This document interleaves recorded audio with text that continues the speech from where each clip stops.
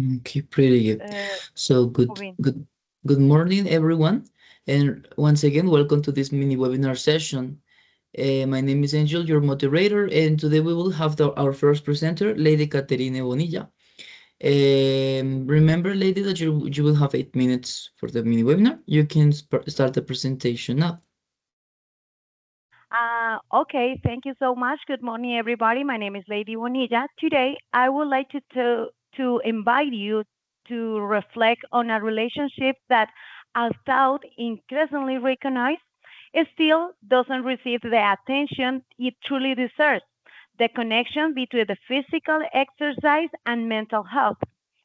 In a world that moves at a high speed, filled with stress, anxiety, anxiety, and emotional overload, understanding this leak is essential for our overall well-being.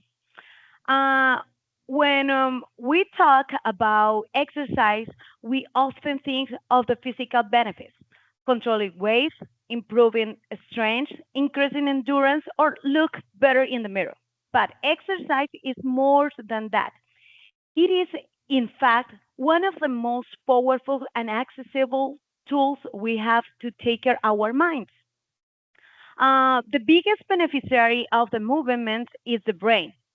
Every time that we move, our body activates a series of chemical processes that directly affect how we think, feel, and respond. During the physical activity, the brain releases dopamine, serotonin, and endorphins, also known as the happiness neurotransmitters. Those molecules act as a natural antidote to the emotional tension, improve mood, and even reduce the perception of the pain. But science goes further.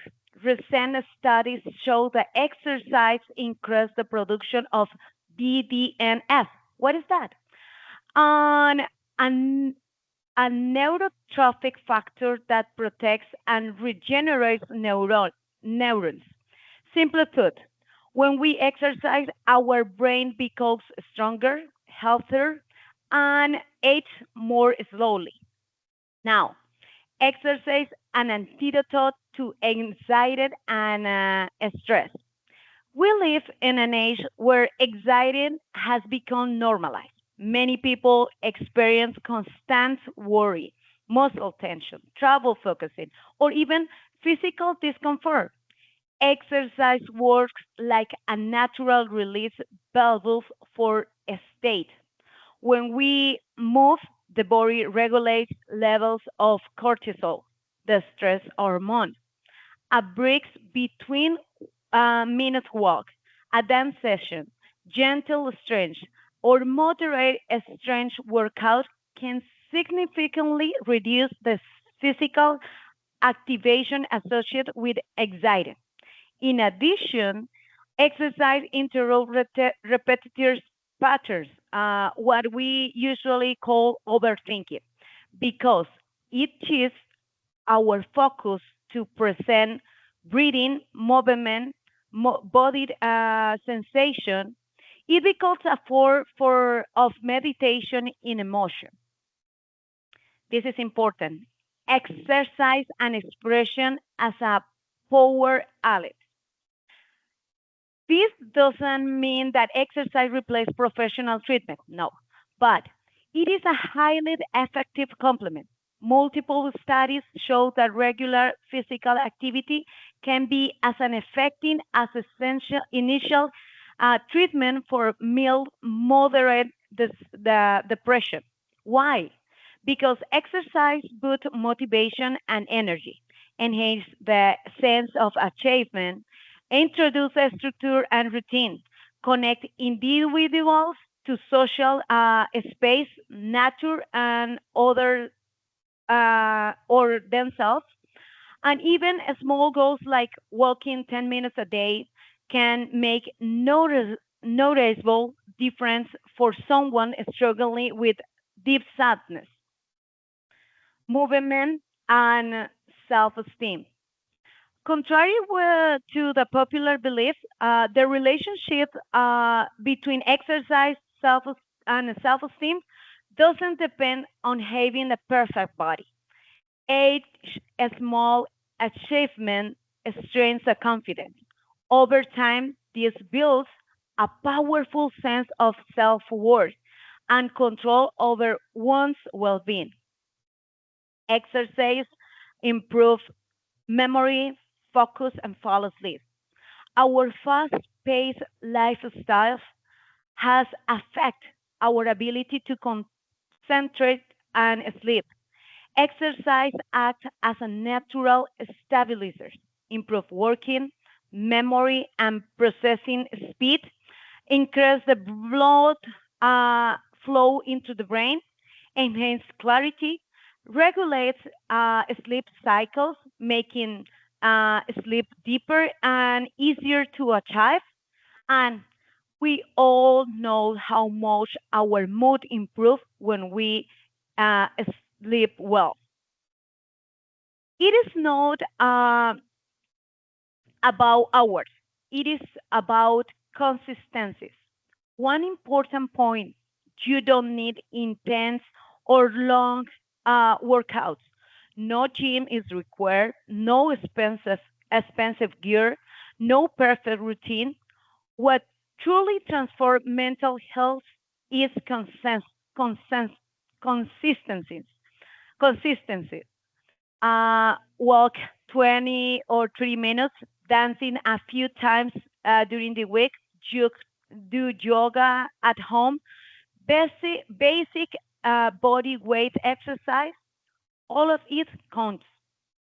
The body appreciates every minute that you dedicate to movement, and the mind appreciates it even more. Exercise as a deep self-care. In a society that rewards productive but rarely rest, exercise becomes an act of consistent, a moment to disconnect from noise, pressure, and screen, and reconnect with the body. Exercise is not a punishment for what we eat, no, nor an aesthetic obligation.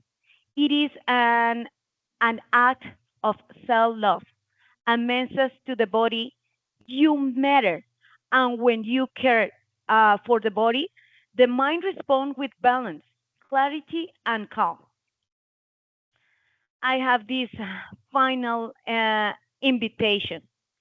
I just want to conclude with a sincere invitation. It is not about become athletes or achieving extraordinary goals. It is about taking the first step, understanding that well-being, that movement is a powerful emotional well-being tool. Just as a values of therapy or other healthy habits. Mental health is not a luxury; it is essential. And exercise is one of the simplest, most accessible, and most effective ways to protect it. So today, more than a speech, I leave you a reminder. Our bodies were made to move, and when we do, our minds breathe, release, rebalance, and find peace. Thank you so much for listening to me, and that's it. Pretty good, excellent. Thank you very much, lady. Now let's move on to the Q&A section. This for this time, for this moment, remember, dear students, you will have the chance to ask her only one question, at least two students. So whenever you're ready, you can put your hand up and go ahead.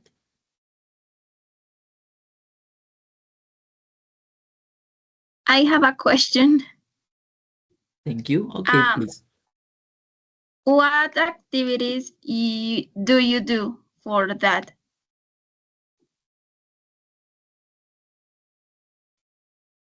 I usually do exercise in home.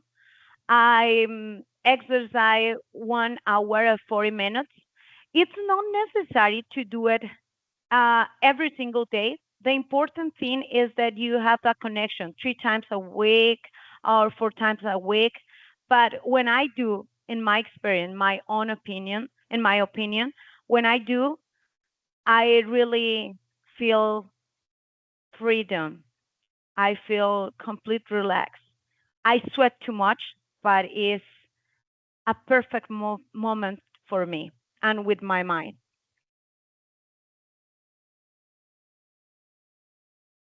Thank you very much. Now we have the second participant. Second question. Go ahead, Lynn, please. Lady, was a good presentation. And my question is, well, the thing is that many people today don't like to exercise, no? So how can we motivate people, friends, relatives to do exercise, to exercise themselves? Well, I want to say this. The exercise or do exercise or improve your mind with exercise is not something that you can push. It's something I feel the born that is inside of you. So the thing is that you can say make an example when somebody see you doing or making your exercise that you looks better, you looks happy, they can maybe can say, hey, you know what, I want to do like her, I want to feel like that. I i don't know, she feel more activate, she feel like I told you before, all this exercise um, produce serotonin and endorphin and all these things in our body. So when somebody else can see it, I think that is the best way to contagious our friends to do it.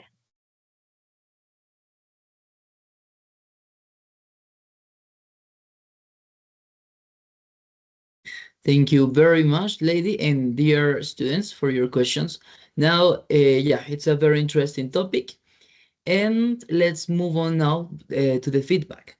So before I stop recording the session, this specific session, let me share my screen and show you my comments. So just 1 second while I finish them. Yes.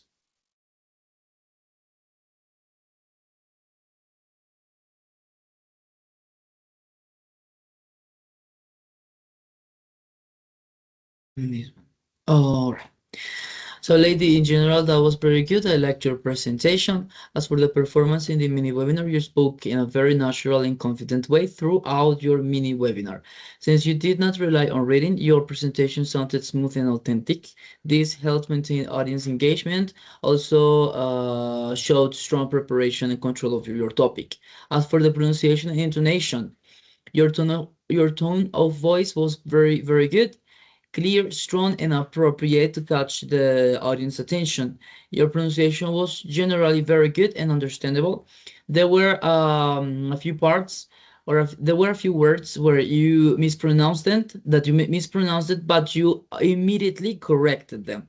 The only one detail to improve the pronunciation is there was a part when you used like the present perfect, and I heard something like has affect. So in this case, it would be has affected, where the past participle was pronounced as if it was present form, but in general, you did good. Now, as for the fluency, you demonstrated excellent fluency during the presentation. The ideas flowed naturally, and you maintain a consistent rhythm. Also, the pauses were controlled, and this resulted in a smooth and confident delivery. As for the grammar, it was good throughout the mini webinar. The only detail is to be careful with the gerunds. The gerunds. So, for example, when you say it is not about become, in this structure, the gerunds are required. So the correct form, it would be like, it's not about becoming. Besides this minor point, your overall performance was pretty good in these aspects, grammar and vocabulary. Okay? Pretty good. Now let me proceed. Stop the recording.